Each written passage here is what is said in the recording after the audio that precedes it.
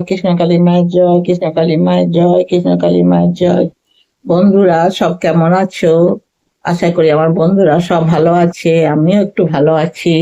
হ্যাঁ, আমি ভালো মানে আমার শরীর তো সেরকম ভালো নয় বাবা। এই হাতে পায়ে যন্ত্রণা, কোমরে যন্ত্রণা। তাও দেখি বন্ধুদের সঙ্গে একটু গল্প করি, ওই জন্য তোমাদের সঙ্গে গল্প করতে এলাম।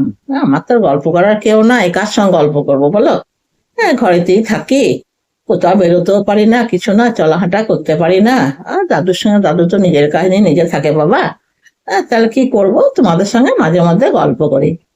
জানি বন্ধুরা আমাকে খুব ভালোবাসে। হ্যাঁ, তোমাদের সঙ্গে গল্প করতে আসি। তা আমার গল্প করা মানে কি বলতো, আমার কৃষ্ণকালী মায়ের সম্বন্ধেই কথা বলা। কারণ আমরা বয়স্ক মানুষ, ঠাকুর নিয়ে থাকি, ঠাকুর ছাড়া আমাদের আর কি গল্প হবে, তাই না? তা কৃষ্ণকালী মায়ের সম্বন্ধে তোমাদের কাছে বলি। হ্যাঁ, কৃষ্ণকালী মা খুব জগৎ বিখ্যাত, মায়ের খুব মহিমা আছে। হ্যাঁ, তা আমি মাকে খুবই বিশ্বাস করি। হ্যাঁ, যেতে পারি বা না পারি, আমি ঘরে সবসময় মায়ের মন্ত্র জপ করি। ধরো চান টান যখন করি, চান টান করলে ভালো কাঁচা কাপড় পরলে 108 বার করলাম। এত বলা বলি কি, রোজ দিন 108 বার হয় না বাবা। যেদিন সময় পাই সেদিন 108 বার করি, সব দিন তো 108 বার হয় না।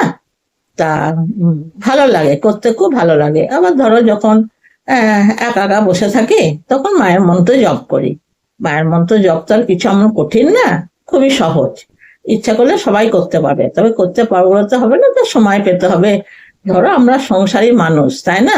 এবার সংসারে কাজকর্ম করব। হ্যাঁ, সংসারে তো কাজ আছে বাবা, বলো। এবার সংসারে কাজকর্ম সারলাম, সে হয়তো চুপচাপ বসে আছে, তখন একবার মায়ের নাম করলাম। হ্যাঁ, ওই মায়ের নাম আহ, আহ, জপ করলে দেখবো মনটাও খুব ভালো লাগে।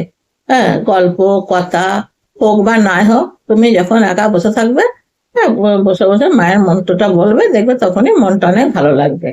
এবার আমি ধরো মায়ের মন্ত্র জপ করি তো।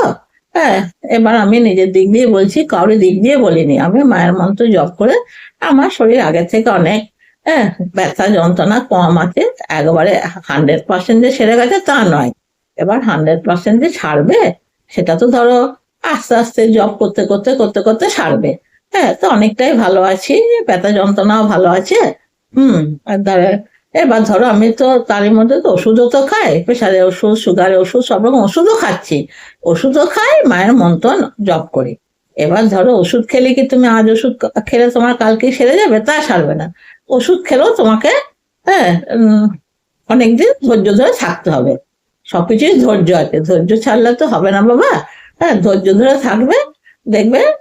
ধৈর্য আর মনের বিশ্বাস, এই দুটো রাখবে, তাহলেই দেখবে অবশ্যই তোমাদের ভালো হবে। কেন হবে না? আমার নিজের দিক দিয়ে বলছি, আমার অনেকটা, হ্যাঁ, ব্যথা যন্ত্রণা কম আছে, আগের থেকে অনেক কম আছে, একটু চলাহাঁটা করতে পারি।